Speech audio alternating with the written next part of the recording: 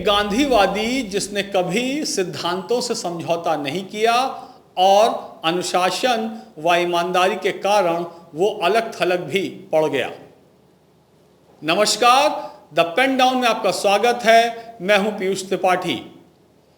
हमारी विशेष प्रस्तुति भारत के प्रधानमंत्री की इस कड़ी में हम बात करेंगे उस नेता की जो वरिष्ठ होने के बावजूद 2 बार प्रधानमंत्री बनते बनते रह गया, लेकिन जब उन्हें ये जिम्मेदारी मिली तो विद्वता, अनुशासन और ईमानदारी के बावजूद अंतर्विरोध के कारण 5 वर्ष का कार्यकाल पूरा नहीं कर पाए। 27 मई 1964 वो दिन जब भारत के पहले प्रधानमंत्री पंडित जवाहरलाल नेहरू का उनके पद पर रहते हुए ही निधन हो गया। पंडित नेहरू के निधन के बाद सबसे बड़ा सवाल था कि अब देश की बागडोर किसके हाथ में आएगी। उस समय जो 2 बड़े नाम चर्चा में थे वो थे लाल बहादुर शास्त्री और मोरारजी देसाई। मोरारजी देसाई के समर्थकों का कहना था कि चाहे कुछ भी हो जाए, मोरारजी मुकाबले में उतरेंगे और जीतेंगे भी, क्योंकि उनके साथ उड़ीसा के बीजू पटनायक, पंजाब के प्रताप सिंह कैरों, गुजरात के बलवंत राय मेहता और उत्तर प्रदेश के चंद्रभानु गुप्ता सहित कई बड़े नेताओं का समर्थन है। वहीं लाल बहादुर शास्त्री का कहना था कि मैं सर्वसम्मति के पक्ष में हूं, लेकिन फिर भी अगर चुनाव होता है तो मैं मोरारजी से मुकाबला कर सकता हूं और जीत भी सकता हूं।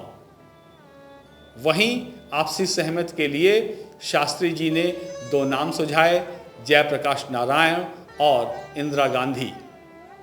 मोरारजी ने दोनों ही नाम नहीं माने और कहा कि उन्हें ही नेता चुन लिया जाए। हालांकि बाजी पलट गई और सौम्य व सरल लाल बहादुर शास्त्री प्रधानमंत्री बन गए। लाल बहादुर शास्त्री के निधन के बाद एक बार फिर मोरारजी प्रधानमंत्री पद के दावेदार बने, लेकिन इस बार बाजी इंदिरा गांधी के हाथ लगी।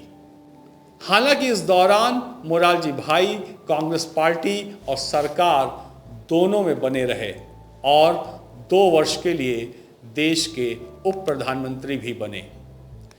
मोरारजी देसाई के इंदिरा गांधी से हमेशा वैचारिक मतभेद रहे।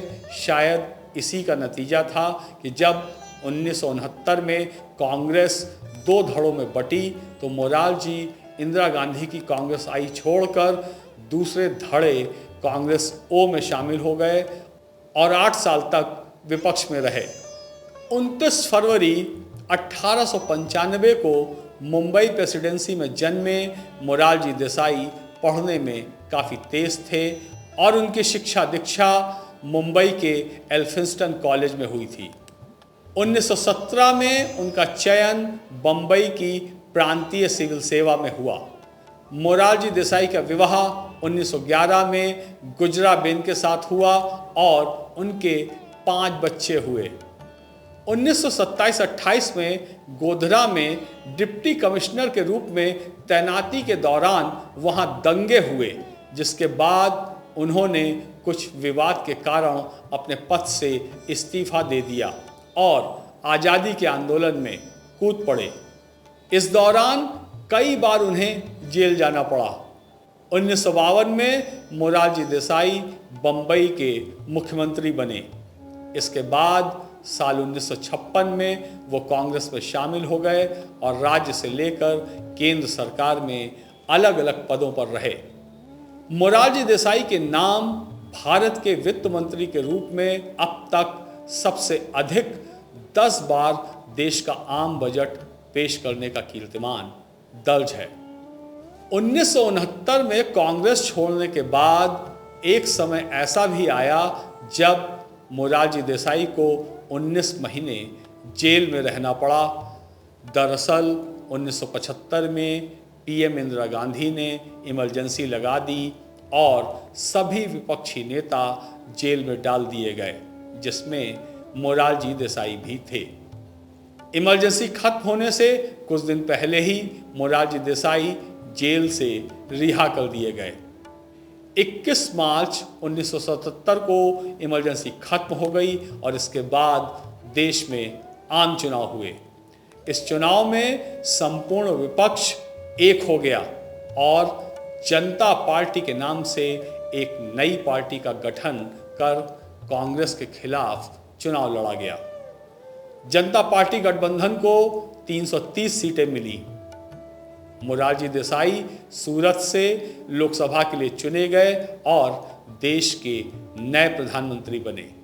हालांकि वो 2 साल तक ही प्रधानमंत्री के पद पर रह पाए। मोरारजी देसाई की छवि जिद्दी और अड़ियल नेता की थी।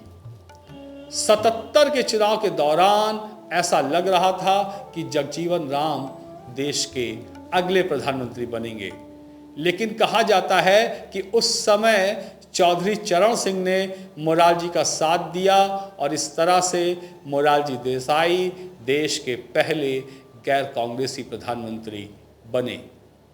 हालांकि जब जनता पार्टी में टूट हो गई और मोरारजी देसाई को इस्तीफा देना पड़ा तो चरण सिंह अगले प्रधानमंत्री बने और वो भी कांग्रेस के सहयोग से।